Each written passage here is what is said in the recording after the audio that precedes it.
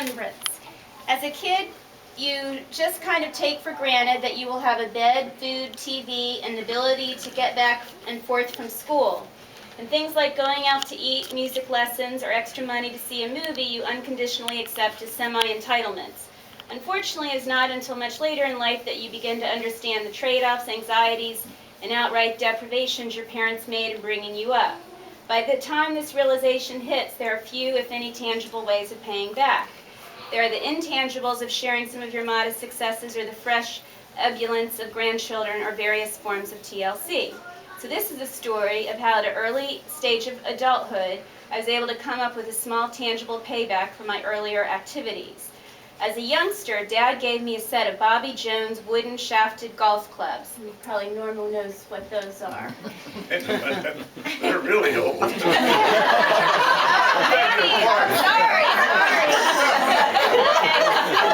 I'm sure you don't know what those are. You read about it. After his work day was finished in the summer, he would take me out to the golf course once a week. It must have been extremely difficult for him to watch as I whipped, topped, muffed, shanked, and slithered the golf ball short distances. I know you don't know what any of those mean. However, he would enjoy hitting 2 golf balls and would wait for me on the green, occasionally looking back to ensure I hadn't strangled myself with my golf swing. I do not recall getting too many lessons, but I do recall an extreme amount of patience on Dad's part. He would say something like, "Maybe you're standing too close to the ball." I think what he really meant that after I dribbled a shot 10 yards, I was standing too close to the ball after it stopped rolling. I would have hoped that this part of the story came to a happier ending, but it wasn't until my high school years when I caddied and or played 36 holes of golf every day of my summer vacation is when my golf game started to improve. If we go to fast forward, I found myself playing for the George Washington University golf team. Our golf coach, Bob Ferris, was also the athletic director, lending itself to all kinds of perks on travel and tournaments. One of the really nice tournaments was held over Easter with 10 other first-class universities.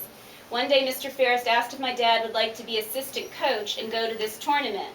Dad was happy to accept, and off we went to the Greenbrier in White Sulphur Springs for 3 nights, which at the time was one of 3 to 4 5-star resort hotels in America. We didn't see much of our coaches while we were there, but caught glimpses of them in an opulent pool hall or getting ready to play golf while we were competing or enjoying the ambiance of the unique Sam Snead Grill. That was perfectly fine with me to see Mr. Ferris and Dad enjoy themselves, and it seemed to me that this was a wonderful treat for Dad given all the grief I put him through starting up with the game. With love, Eddie.